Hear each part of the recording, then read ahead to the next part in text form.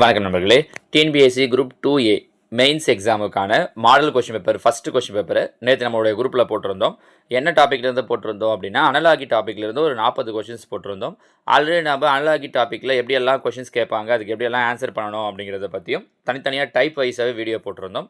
So அதை base பண்ணி தான் இந்த 40 கொஷின்ஸை கொடுத்துருந்தோம். இப்போ அந்த கொஷின்ஸுக்கான ஆன்சர்ஸை தான் நம்ம இந்த வீடியோவில் பார்க்க போகிறோம். இதில் முதல் கேள்வி பாருங்கள். பேர்டு இஸ்டு விங்ஸ் எனில் கொஷின் மார்க்னு கொடுத்துருக்காங்க. அதாவது என்ன அப்படின்னு சொல்லி பார்த்தீங்கன்னா, பேர்ட்னா பறவைகள் இல்லையா, விங்ஸ்னா இறகுகள். பறவை வந்து எதனால் பறக்கும் அப்படின்னு பார்த்தோம்னா இறகால் பறக்கும் இல்லையா. அப்போது கீழே இருக்கிற ஆப்ஷனில் இதுக்கேற்ற மாதிரி மேட்சிங்காக எது இருக்குது அப்படின்னு சொல்லி பார்க்கணும். ஃபஸ்ட் ஆப்ஷன் பாருங்கள், கார் வீல்ஸு. பறவை எதன் மூலமாக மூவ் ஆகும் அப்படின்னா விங்ஸ் மூலமாக. அப்போ கார் எதன் மூலமாக மூவ் ஆகும் அப்படின்னா வீல்ஸ் மூலமாக, சக்கரங்கள் மூலமாக. நீங்கள் மீதி ஆப்ஷன் பார்த்தீங்கன்னா அந்த மாதிரி வராது. லயன் எது மூலமாக மூவ் ஆகும்னா ஃபாரஸ்ட்னு வராது. லயன் ஃபாரஸ்ட்டில் இருக்கும். பென்னும் பேப்பரும் ஸ்டேஷனரி ஐட்டம். வேர்ல் அதாவது திமிங்கலம் பார்த்தீங்க அப்படின்னா வாட்டரில் மூவ் ஆகும். இவ்வளோ தானே தவிர ஸோ இது வாட்டரில் மூவ் ஆகுன்றது. இப்போ இதுவே இதுக்கு இறகுகள் மூலமாக இல்லை இந்த செதில்கள் மூலமானு சொல்லியிருந்தாங்கன்னா நம்ம சூஸ் பண்ணலாம். ஸோ இந்த இடத்துல சரியான விடை எது அப்படின்னு சொல்லி பார்த்தோன்னா கார் வீல்ஸ் அப்படிங்கிறது தான் சரியான விடை. சரிங்களா? ஓகே, அடுத்தது ரெண்டாவது பாருங்கள். டிரைவர் பஸ் இதுக்கு ஏற்ற மாதிரி எதுக்கு கீழே மேட்ச் ஆகுது அப்படின்னு கேட்டிருக்காங்க. கிளாஸு ஸ்டூடெண்ட், கிளாஸில் ஸ்டூடெண்ட் இருப்பாங்க. சோல்ஜர் வாரில் இருப்பாங்க. ஆப்ரேட்டர் மெஷின், இது கரெக்டாக மேட்ச் ஆகுது பாருங்கள். டிரைவர் பஸ்ஸை ஓட்டுவார், ஆப்ரேட்டர் மெஷினை ஆப்ரேட் பண்ணுவார். கரெக்டாக டிரைவர் பஸ்ஸை ஆப்ரேட் பண்ணுவார், ஆப்ரேட்டர் மெஷினை ஆப்ரேட் பண்ணுவார். ஸோ ரெண்டாவது கேள்விக்கான சரியான விடை ஆப்ஷன் சி, ஆப்ரேட்டர் மெஷின் அப்படிங்கிறது தான். ஓகேவா? அடுத்ததான் மூணாவது கேள்வி பாருங்கள். 8:63 இதுக்கு மேட்ச் ஆகிறது மாதிரி எது அப்படின்னு சொல்லி கேட்டிருக்காங்க. இப்போ பாருங்கள், 8:63. 8க்கு முன்னாடி நம்பர் என்ன அப்படின்னு சொல்லி பார்க்குறோம். 8க்கு முன்னாடி நம்பர் 7, 8க்கு அடுத்த நம்பர் 9. 7 9 பெருக்கிறோம். 7 9 63. புரியுதா? அப்போ அது மாதிரி இங்கே பாருங்கள், 7 ஒரு ஆப்ஷனாக பார்க்குறேன். 7க்கு முன்னாடி நம்பர் 6, அடுத்த நம்பர் 8. 6 8 48ன்னு வரணும். இது இல்லை. 6க்கு முன்னாடி நம்பர் 5, 6க்கு அடுத்த number 7, 7 35. So answer option B, 6:35. புரிஞ்சு முடியுதா? நம்ம இதில் என்னென்னவோ லாஜிக்கெல்லாம் யோசிப்போம். ஆனால் அவங்க ரொம்ப சிம்பிளாக என்ன பண்ணியிருக்காங்கன்னா, முன்னாடி நம்பர் அடுத்த நம்பர் அது ரெண்டுத்தையும் எடுத்து மேட்ச் பண்ணி அது ரெண்டுத்தையும் மல்டிப்ளை பண்ணி ஆன்சரை கொடுத்துருக்காங்க. அடுத்து நாலாவது பாருங்கள். சிக்னல், டிராஃபிக் இதுக்கு எது மேட்ச் ஆகும்னு கேட்குறாங்க. சிக்னல் பார்த்தீங்கன்னா டிராஃபிக்கை கண்ட்ரோல் பண்ணும். கரெக்டாக? அப்போ அதே மாதிரி டேம் பார்த்தோம் அப்படின்னா பாய்ந்து வரக்கூடிய ரிவரை கண்ட்ரோல் பண்ணும். கரெக்டாக? ஸோ ஃபோர்த்துக்கான சரியான விடை ஆப்ஷன் ஏ, டேம் ரிவர் அப்படிங்கிறது தான். சரிங்களாமா? அடுத்ததான் ஐந்தாவது கேள்வி பாருங்கள். 14:197 கொஷின் மார்க் 626ன்னு கொடுத்துருக்காங்க. இப்போ பாருங்கள், 14 ஸ்கொயர் பண்ணோம் அப்படின்னா 196. அவங்க என்ன பண்ணியிருக்காங்க? 197, அதாவது அது கூட 1 ஆட் பண்ணி கொடுத்துருக்காங்க. அப்போ நான் எந்த நம்பரை ஸ்கொயர் பண்ணி 1 ஆட் பண்ணால் 626 வரும்னு பார்க்கணும். 25. 25 ஸ்கொயர் பண்ணோன்னா 625, 1 ஆட் பண்ணோன்னா 626. சரிங்களாம்மா? நீங்கள் நேற்று இந்த கொஷின்ஸ் எல்லாமே ஆன்சர் பண்ணியிருப்பீங்க. ஆன்சர் ஆல்ரெடி நோட் பண்ணி வச்சுருக்கீங்க அப்படின்னா ஒவ்வொரு ஆன்சராக நீங்கள் டிக் பண்ணிகிட்டே வாங்க. எத்தனை சரியாக இருக்குது அப்படிங்கிறத எனக்கு கடைசியாக கமெண்டில் சொல்லுங்கள். சரிங்களா? ஆறாவது கேள்வி பாருங்கள். 3 கொஷின் மார்க் அப்படின்னா 14:70ன்னு கொடுத்துருக்காங்க இல்லையா? ஒன்றும் இல்லை, 14 5ஆல் மல்டிப்ளை பண்ணோன்னா 70. 14 5 70. அப்போ இங்கேயும் என்ன பண்ணணும் அப்படின்னா 3 5ஆல் பெருக்கணும். 3 5 15 அப்படிங்கிறது தான் இதற்குண்டான சரியான விடை. சரிங்களா? சின்ன சின்ன ட்ரிக் தான் பாருங்கள். நம்ம இதை தான் அந்த ஒரு டைப்லையுமே உங்களுக்கு சொல்லி தந்திருப்போம். ஓகேவா? ஏழாவது கேள்வி. 12M U20 question mark P15. இப்போ இங்கே என்ன பண்ணியிருக்காங்க அப்படின்னா ஒவ்வொரு லெட்டரும், இப்போ எம்ங்கிறது பார்த்தோம் அப்படின்னா 13வது எழுத்து. 13ல் 1 போயிடுச்சு அப்படின்னா 12. அதுதான் இங்கே கொடுத்துருக்காங்க. யூங்கிறது பார்த்தோன்னா 21வது எழுத்து. 21ல் 1 போயிடுச்சுன்னா 20. பிங்கிறது 16வது எழுத்து. 16ல் 1 போயிடுச்சுன்னா 15. கரெக்டாக? இப்போ இதில் அதே மாதிரி பார்த்தீங்கன்னா இங்கே ஃபஸ்ட்டு இருக்கிறதுல நம்பர் ஃபஸ்ட்டு, லெட்டர் செகண்டு. இங்கே பாருங்கள், லெட்டர் ஃபஸ்ட்டு. அப்போ அதே மாதிரி இங்கே லெட்டர் செகண்டு வரணும். கரெக்டாக?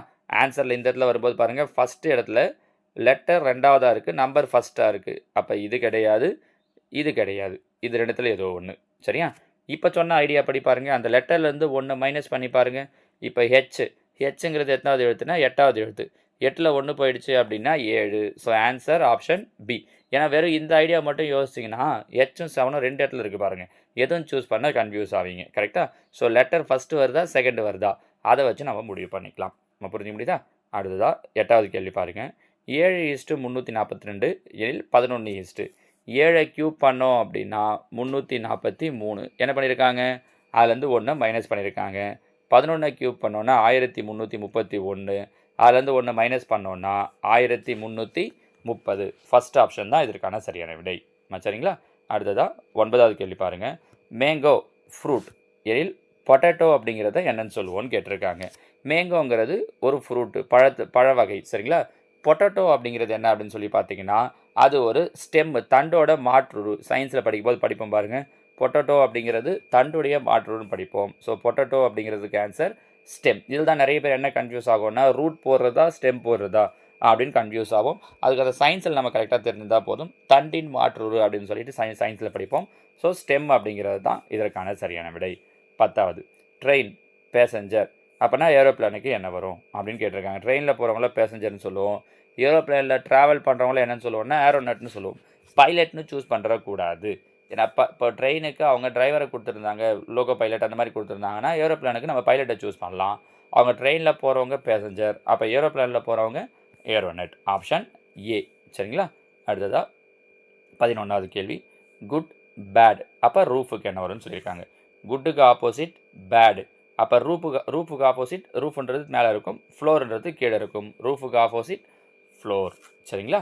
அடுத்ததாக 12 வாட்டர் ஐஸ் அப்படின்னா ஸ்டீமுக்கு என்ன வரும் அப்படின்னு கேட்டிருக்காங்க. வாட்டரை குளிர வைக்கிறோம் அப்படின்னா ஐஸ் ஆகும். ஸ்டீமை குளிர வைக்கிறோன்னா மறுபடியும் அது என்னவாக தான் ஆகும் அப்படின்னா வாட்டராக தான் ஆகும். பாருங்கள், ஸ்டீம்ன்றது அந்த நீராவியை குளிர வைக்கிறோம் அப்படின்னா, இல்லை அது தூளை பிடிக்கிறோம்னாலே அது என்னவாக தான் கிடைக்கும் அப்படின்னா வாட்டராக தான் கிடைக்கும். So option B water. அடுத்தது 13 ஏஇ ஈஸ்ட்டு ஜிகே அப்போ எம்கியூ ஈஸ்ட்டுன்னு கொடுத்துருக்காங்க. இங்கே என்ன பண்ணியிருக்காங்க அப்படின்னு சொல்லி பார்த்தோன்னா 6 லெட்டர் முன்னாடி போயிருக்காங்க. பாருங்கள், ஏவிலேருந்து 6 லெட்டர் BCDEFG அடுத்த 6வது லெட்டர். அதே மாதிரி ஈக்கு அடுத்த 6வது லெட்டர் கே. அப்போ அதே மாதிரி இங்கே வந்தீங்கன்னா எம்முக்கு அடுத்த 6வது லெட்டர் MNOPQRS. ஸோ ஆன்சரில் ஃபஸ்ட்டு எழுத்து எஸ் வரணும். இது எதுவுமே கிடையாது. பாருங்கள், முதல் எழுத்தை வச்சே முடிவு பண்ணிடலாம். நீங்கள் ரெண்டாவது எழுத்து கியூ வச்சு யோசிச்சிங்கன்னா அதுதான். கியூவுக்கு அப்புறம் பார்த்தீங்கன்னா RSTUVW. So answer SW. முடிஞ்சிச்சு. அடுத்தடுத்து 6வது எழுத்தை எழுதியிருக்காங்க. சரிங்களா? 14 37:50 எனில் ஈஸ்ட்டு 82ன்னு கொடுத்துருக்காங்க. இங்கே பாருங்களேன், 37 6 ஸ்கொயர் பண்ணால் 36 + 1 50. 7 ஸ்கொயர் பண்ணால் 49 + 1 6 7. அப்போ இங்கே பாருங்கள் 9 கொடுத்துருக்காங்க. 9 ஸ்கொயர் + 1. அப்போ அதுக்கு முன்னாடி நம்பர் என்ன வரணும்? 8 ஸ்கொயர் + 1. 8 ஸ்கொயர் பண்ணால் 64. 64 1 கூட்டினோன்னா 65. இதுக்கு என்னென்னா ஸ்கொயர் நம்பர் கியூப் நம்பர்லாம் கரெக்டாக தெரிஞ்சிருந்தால் போதும். நம்ம எப்படியே முன்னாடி நம்பர் சீரிஸ் குரூப் 2 ப்ரிலிம்ஸுக்காக போடும்போதுமே அதை பற்றி எல்லாம் சொல்லியிருப்போம். கரெக்டாக அந்த ஸ்கொயர் நம்பர் கியூப் நம்பர்லாம் கரெக்டாக தெரிஞ்சு வச்சுருந்தீங்கன்னா இதில் பெரும்பாலான கேள்விகளுக்கு உங்களால் கரெக்டாகவே ஆன்சர் பண்ணியிருக்க முடியும். பாருங்கள், அடுத்து 15 5:16 எனில் 7 என்னன்னு கேட்டிருக்காங்க. பாருங்கள், 5 3 15 + 1 7 3 21 + 1. அப்போ என்ன கிடைக்கும்? 22. 3ஆல் பெருக்கி 1 கூட்டியிருக்கோம். அவ்வளோதான். சரியா? அடுத்தது 16 B/4 எனில் D. பிங்கிறது இங்கிலீஷ் ஆல்பபெட்டில் 2வது எழுத்து. கரெக்டாக? 2 ஸ்கொயர் பண்ணோன்னா 4. டிங்கிறது இங்கிலீஷ் ஆல்பபெட்டில் 4வது எழுத்து. 4 ஸ்கொயர் பண்ணோன்னா நன்னாங்கு 16. So answer option B 16. ஓகேங்களா? அடுத்ததாக 17 F/C = 2 எனில் X/H. எஃப்ங்கிறது 6வது எழுத்து, சிங்கிறது 3வது எழுத்து. 6 3ஆல் அடித்தோம் அப்படின்னா 1 3 3 2 3 6. அதே மாதிரி எக்ஸுங்கிறது 24வது எழுத்து, ஹெச்ங்கிறது 8வது எழுத்து. 1 8 8 24. So answer option B 3. இது நம்ம டைப் வைஸாக சொல்லிட்டு வரும்போது இந்த மாடலில் கொஷின் சொல்லியிருந்தோம் பாருங்கள். சரிங்களா? 18 அந்த மாதிரி அந்த டைப் வைஸாக சொன்ன கொஷின்லாம் எழுதி வச்சுருந்தீங்க அப்படின்னா இப்போ நான் சொல்கிற இந்த கொஷின்ஸ்லாம் கூட அந்தந்த டைப்பில் கொண்டு போய்ட்டு எழுதி வச்சுக்கிட்டிங்கன்னா உங்களுக்கு பின்னாடி ரிவிஷன் பண்ணும்போது ஈஸியாக இருக்கும். கொஷின் பேப்பராக தான் பார்க்கணும்னு இல்லை, நீங்கள் அப்படி பார்த்துட்டு வரும்போதே இந்த ஐடியா யூஸ் பண்ணியிருக்காங்க அப்படிங்கிறது உங்களுக்கு தெரிஞ்சிடும். சரியா? ஓகே, இங்கே வாங்க. ABCDEF GHIJKL. ரைட்டாக நான் சொல்கிறது புரியுதா? அப்படியே இந்த ஆர்டரில் பார்த்துட்டிங்கன்னா முடிஞ்சிடுச்சு. அப்போ ஆன்சர் KLJ. Option B. முடிஞ்சு. நீங்கள் ரொம்ப கஷ்டப்படவே வேண்டாம். இதெல்லாம் உட்காந்து ஃபஸ்ட்டு எழுத்து 2வது எழுத்துலாம் கூட கிடையாது.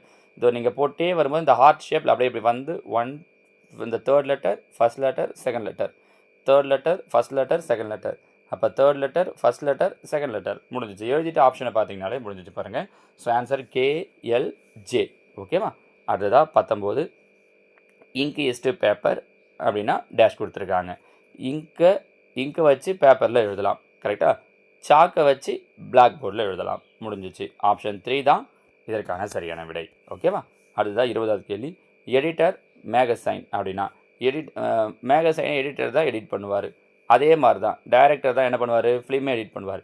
இங்கே முதல்ல இருக்கிறது பர்சன், ரெண்டாவது இருக்கிறது தான் அந்த திங் வருது. அப்போ அதை வச்சு பார்த்தீங்கனாலும் 2 ஆன்சர் கிடையாதுன்னு முடிவு பண்ணலாம். ஃபஸ்ட்டு பர்சன் வரணும், இங்கே கிடையாது, இங்கே கிடையாது பாருங்கள். சரிங்களா? இங்கேயும் கிடையாது, ஃபஸ்ட்டு பர்சன் வரவே இல்லை. இது 3மே ஃபஸ்ட்டு பர்சன் வரல. எல்லாமே மேலே இருக்கிறதுக்கு மேட்ச் ஆகும். ஆனால் என்னென்னா மாறி வந்திருந்தால் மேட்ச் ஆகும். ஆப்ஷன் அவங்க கொடுக்கும்போது ஃபஸ்ட்டு எடிட்டர் தான் கொடுத்துருக்காங்க. ஒரு பர்சன் ஆளை தான் கொடுத்ததால முதல்ல வரதும் ஆளாக தான் இருக்கணும். ரெண்டாவது தான் ஒரு திங் மேகசைனை கொடுத்துருக்காங்கன்றதால ரெண்டாவது வரது தான் திங்காக இருக்கணும். இங்கே மற்ற 3 ஆப்ஷனில் எல்லாமே மாறி இருக்குன்றதால அது எதுவுமே கிடையாது. ஸோ இதற்கான சரியான விடை ஆப்ஷன் டி, டைரக்டர் ஃபில்ம் அப்படிங்கிறது தான். சரிங்களாம்மா? ஸோ அந்த கொஷின் பேப்பரில் மொத்தமாக நம்ம 40 கேள்விகள் கொடுத்துருந்தோம். ஏன்னா எக்ஸாம்லேயுமே நமக்கு மொத்தம் 40 கேள்வி கேட்பாங்க அப்படிங்கிறதால அந்த மாடலை வச்சே கொடுக்கலான்ட்டு இதில் 20 கேள்விக்கான ஆன்சரை நான் இந்த வீடியோவில் உங்களுக்கு சொல்லியிருக்கேன். மீதி இருக்கக்கூடிய 20 கேள்விக்கான விடைகள் என்ன அப்படிங்கிறத நான் உங்களுக்கு அடுத்த வீடியோவில் சொல்கிறேன். இந்த 20ல் உங்களுக்கு எத்தனை சரியாக இருக்குது, நேற்று நீங்கள் ஆன்சர் எழுதிருப்பீங்க இல்லையா, அதில் இந்த 20 கொஷின்ஸில் உங்களுக்கு எத்தனை சரியாக இருக்குது அப்படிங்கிறத எனக்கு கீழே கமெண்ட்ஸில் சொல்லுங்கள். ஓகேவா? தேங்க்யூ.